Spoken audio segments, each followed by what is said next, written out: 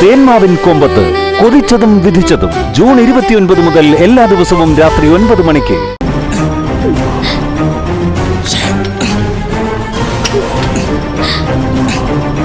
അണ്ണാ door എന്തോ tight ആണോ? എങ്ങനെയെങ്കിലും ഒന്ന് തുറക്കടാ.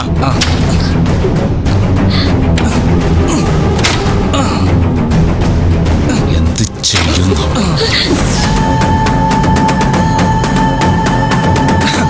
അണ്ണാ അണ്ണാ എന്താടാ? ദേ നോക്കണ്ണ, ഇറങ്ങി വാടി ഇങ്ങോട്ട്.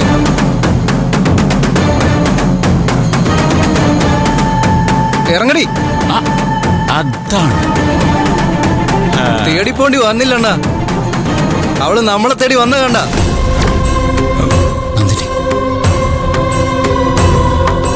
കൊള്ളാലോടി നീ. അങ്ങനെയൊന്നും ഞങ്ങളുടെ അടുത്തുനിന്ന് നീ രക്ഷപ്പെടില്ല. അങ്ങനെ ആയിരുന്നെങ്കിൽ പുറത്തേക്ക് ഇറങ്ങിയ നീ ഇതിനകത്ത് കയറി ഇങ്ങോട്ട് തന്നെ വരില്ലായിരുന്നല്ലോ. ഡേ, നിന്നെ നേരത്തെ തന്നെ കൊല്ലാതിരുന്നത് എന്റെ തെറ്റ്. പേടിക്കണ്ട, ഇനി നിനക്ക് ഒരുപാട് സമയമൊന്നുമില്ല. എന്താടി ഇപ്പൊ നിനക്കൊന്നും മിണ്ടാല്ലേ? കാലം ബേജുവിനെ വെട്ടിച്ച് ഇന്ന് വരെ ഒരുത്തിയും പുറത്തു പോയിട്ടില്ല. നിന്നെ പിടികൂടിയ സമയം നിന്റെ മരണം നിശ്ചയിച്ചതാ. ഡേ, നീ തിരിച്ചിങ്ങോട്ട് വന്ന സ്ഥിതിക്ക് നീ കാത്തിരിക്കുന്ന നിന്റെ ഭർത്താവിനെ കൂടി ഞാൻ ഇങ്ങോട്ട് വരുത്തും. എന്നിട്ട് ഒന്നിച്ച് ഒരേ കയറിൽ കെട്ടി തൂക്കും രണ്ടിനെയും.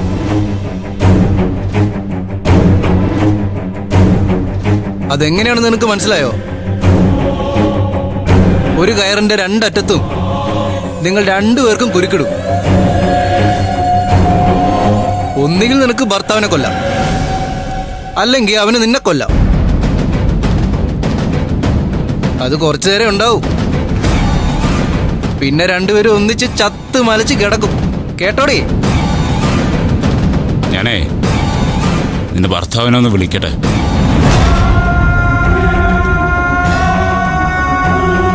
വരുത്തിട്ടടി അവനെ.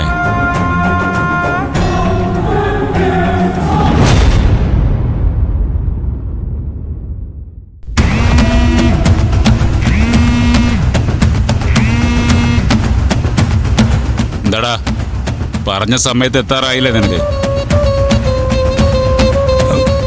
ഞാൻ വന്നുകൊണ്ടിരിക്കുക. നിന്റെ ഭാര്യ രക്ഷപ്പെട്ടു എന്ന് കരുതണ്ട. അവളിതേ ഇവിടെ എന്റെ കൂടെ തന്നെ ഉണ്ട്.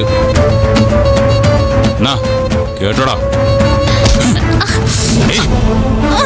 കേട്ടല്ലോ, കേട്ടോ? നീ നന്ദിനി ഒന്നും ചെയ്യരുത്. നീ വരുന്നവരെ അവളെ ഞങ്ങളൊന്നും ചെയ്യില്ല. ഞാൻ നിനക്ക് ലൊക്കേഷൻ അയക്കാം. 10 മിനിറ്റിനുള്ളിൽ ഇവിടെ എത്തിയ നിനക്ക് നിന്റെ ഭാര്യയെ ജീവനോടെ കാണാം. അല്ലെങ്കിൽ ഞാൻ അവളെ കൊല്ലും. മനസ്സിലാടാ? 10 മിനിറ്റ്. അതിനു മുമ്പ് ഞാൻ അയക്കുന്ന ലൊക്കേഷനിൽ നീ എത്തിയിരിക്കണം.